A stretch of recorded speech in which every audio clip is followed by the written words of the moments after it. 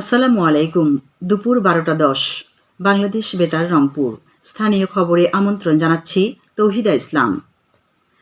ত্রয়োদশ জাতীয় সংসদ নির্বাচনে রিটার্নিং কর্মকর্তাদের সিদ্ধান্তের বিরুদ্ধে দায়ের করা আপিল শুনানির চতুর্থ দিনের কার্যক্রম শুরু হয়েছে। আজ সকাল 10টা থেকে রাজধানীর আগারগাঁওয়ে নির্বাচন কমিশন ভবনের অডিটোরিয়ামে এই শুনানি চলছে। কমিশনের ঘোষিত সময়সূচি অনুযায়ী আজ ক্রমিক নম্বর 211 থেকে 280 পর্যন্ত আপিলের শুনানি অনুষ্ঠিত হচ্ছে।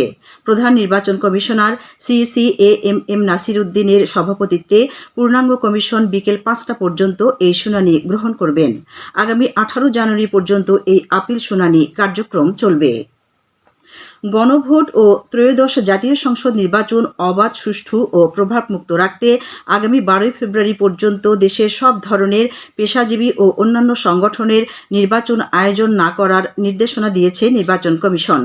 গতকাল নির্বাচন কমিশন সচিবালয়ে নির্বাচন পরিচালনা 2 অধিশাখার উপসচিব মোহাম্মদ মনির হোসেন স্বাক্ষরিত এক চিঠিতে এই নির্দেশনা দেওয়া হয়েছে। সাবেক প্রধানমন্ত্রী বেগম খালেদা জিয়ার বিদেহী আত্মার মাগফিরাত কামনায় রংপুর নগরীতে গতকাল এক আলোচনা সভা ও দোয়া মাহফিল অনুষ্ঠিত হয়েছে। নগরীর বিএনপির কার্যালয়ে জিয়া সংসদের উদ্যোগে অনুষ্ঠিত আলোচনা সভায় প্রধান অতিথি ছিলেন মহানগর বিএনপির সিনিয়র যুগ্ম আহ্বায়ক শহীদুল ইসলাম মিজু। জিয়া সংসদের সাবেক সাধারণ সম্পাদক ডাক্তার আলিমুল হাসান সাগর এতে সভাপতিত্ব করেন। এদিকে বাংলাদেশ জাতীয়তাবাদী ছাত্র দলের উদ্যোগে গাইবান্ধার পলাশবাড়িতে দেশ গড়ার পরিকল্পনা শীর্ষক এক প্রশিক্ষণ কর্মশালা অনুষ্ঠিত হয়েছে। গতকাল বিএনপির দলীয় কার্যালয়ে অনুষ্ঠিত কর্মশালার উদ্বোধন করেন গাইবান্ধা জেলা ছাত্র দলের সাংগঠনিক সম্পাদক রবিউল ইসলাম লিয়াকত।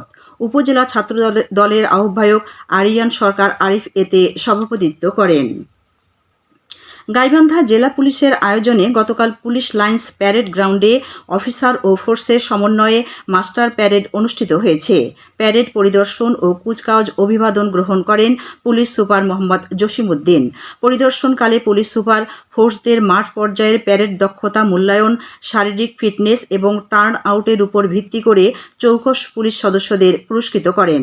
পরে তিনি যানবাহন শাখা পরিদর্শন শেষে মাসিক কল্যাণ সভায় বক্তব্য রাখেন। রংপুরের মিঠাপুকুরে গতকাল এক ভেজাল বিরোধী অভিযানে 2টি কারখানা থেকে বিপুল পরিমাণ অস্বাস্থ্যকর গুড় এবং গুড় তৈরির কাজে ব্যবহৃত চিনি, রং ও বিভিন্ন রাসায়নিক সামগ্রী জব্দ করা হয়েছে।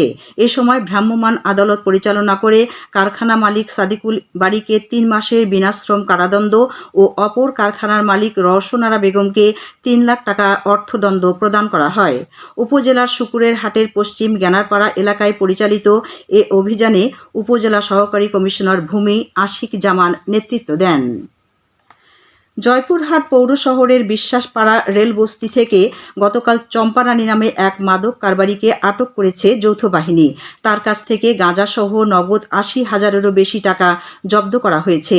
জেলার অতিরিক্ত পুলিশ সুপার আরিফ হোসেন এ তথ্য নিশ্চিত করেছেন। গাইবান্ধায় বিচার বিভাগের আয়োজনে দুর্যোগ ব্যবস্থাপনা, ত্রাণ ও পুনর্বাসন কর্মসূচি এবং প্রশিকা মানবিক উন্নয়ন কেন্দ্রের সহযোগিতায় গতকাল অসহায় দুস্থ মানুষের মাঝে শীতবস্ত্র বিতরণ করা হয়েছে। গাইবান্ধা জেলা ও দায়রা জজ আদালত সম্মেলন কক্ষে আয়োজিত শীতবস্ত্র বিতরণ অনুষ্ঠানে প্রধান অতিথি ছিলেন সিনিয়র জেলা ও দায়রা জজ মোহাম্মদ রেজাউল করিম সরকার। এদিকে লালমনিরহাটে মোগলহাট সরকারি প্রাথমিক বিদ্যালয় মাঠে 15 বিজিবি ব্যাটালিয়ন ও সীমান্ত ব্যাংকের যৌথ উদ্যোগে গতকাল প্রায় 3 শতাধিক শীতার্ত দুস্থ মানুষের মাঝে কম্বল বিতরণ করা হয়েছে। বিতরণ অনুষ্ঠানে বিজিবির 15 ব্যাটালিয়নের কমান্ডিং অফিসার লেফটেন্যান্ট কর্নেল মেহেদি ইমাম প্রধান অতিথি হিসেবে উপস্থিত ছিলেন। এছাড়া গতকাল জেলার হাতীবান্ধা উপজেলার সিন্দুরনাট তিস্তার চর এলাকায় একটি বেসরকারি প্রতিষ্ঠানের উদ্যোগে 5 শতাধিক দরিদ্র মানুষের মাঝে কম্বল বিতরণ করা হয়। জয়পুরহাটের পাঁচবিবি উপজেলায় বসবাসরত প্রান্তিক জনগোষ্ঠীর অর্ধশত তৃতীয় লিঙ্গের মানুষের মাঝে শীতবস্ত্র বিতরণ করা হয়েছে। গতকাল পাঁচবিবি উপজেলা পরিষদ হলরুমে শীতবস্ত্র বিতরণ করেন উপজেলা প্রশাসনিক কর্মকর্তা অনুপ কুমার। এখন শুনুন কৃষি সংবাদ। কুড়িগ্রামের রৌমারী ও রাজীবপুর উপজেলায় 9টি মিষ্টি আলুর প্রদর্শনী প্লট স্থাপন করা হয়েছে।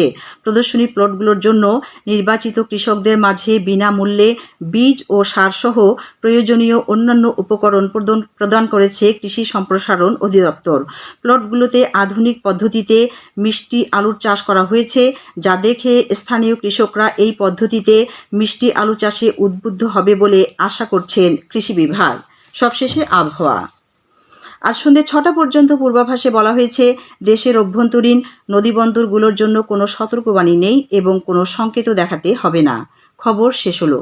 আমাদের পরবর্তী স্থানীয় খবর প্রচারিত হবে বেলা 2:05